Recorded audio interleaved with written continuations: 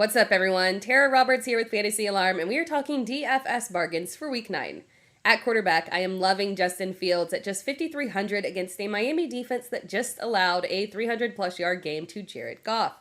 Fields' pass attempts haven't reached 30 in a single game this season, but if there's a game for it to finally happen, it is this game right here.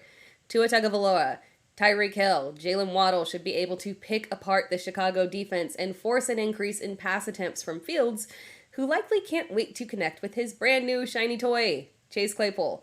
Fields could pay off big time if he can reach 30 attempts and maintain his production on the ground, which has been a total of 34 rushes, 230 yards, and 2 touchdowns over the past 3 games. At running back, Jonathan Taylor is officially out, and with Nyheim Hines now a Buffalo Bill, Deon Jackson is in line to lead the Colts backfield on Sunday. It's a bit difficult to gauge if he'll have the same high upside that we saw in Week 6, where, in addition to 12 carries on the ground, Jackson had 10 receptions for 79 yards. While we only have one game as a sample, Sam Ehlinger threw the ball only 3 times to Colt running backs last week. So, if Ehlinger is just not really inclined to check down, Jackson's upside would be limited to only groundwork, and New England is an extremely tough matchup. So this is a risky play, and Jackson is 5,200 on DraftKings. But it's unlikely that Zach Moss makes any kind of impact on this game, so the backfield should solely belong to Jackson. It's worth a gamble. One more option is Caleb Huntley at 4,900 on DraftKings. We're still waiting to see if Patterson will officially return to action this week, but if the Falcons opt to hold him for one more week, Huntley has a fantastic matchup against the LA Chargers.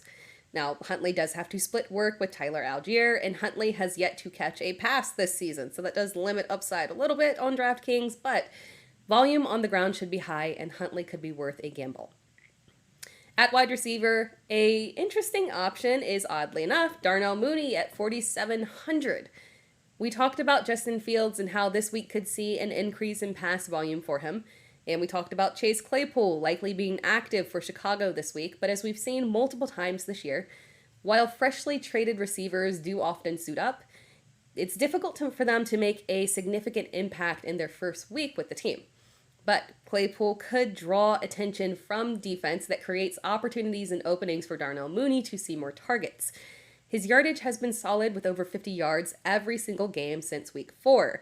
Just a few more receptions and possibly a touchdown against a struggling Miami defense, and he could pay off. Another option is Kalif Raymond at just 4K on DraftKings. We're still waiting on news for Josh Reynolds, but he didn't practice on Thursday, and it seems like he's trending in the wrong direction. If Reynolds is out, Raymond could see an increase in opportunities. DeAndre Swift is still recovering from an injury, TJ Hawkinson is now a Minnesota Viking, and the Lions face Green Bay.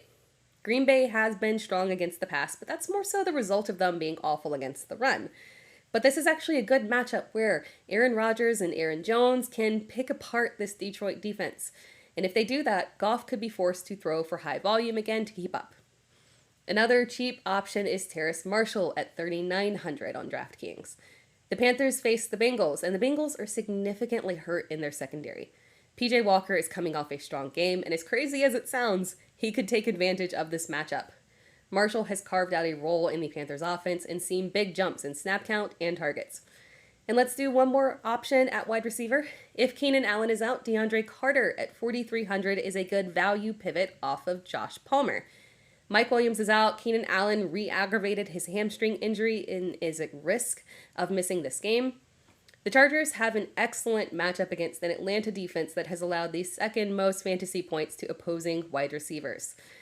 And at tight end, Tyler Conklin is a low-priced, high-upside option. Without Breece Hall, the Jets had to air the ball out in Week 8 with Zach Wilson throwing 41 times for over 350 yards and 2 touchdowns. Wild but true. And both of those touchdowns went to Tyler Conklin. Week 9 is a tough matchup against Buffalo, but if this game gets ugly and the Jets chase points, Conklin could have upside. Thanks for watching this video. Be sure to like this video and subscribe to Fantasy Alarm, and come back next week for another round of DFS bargains.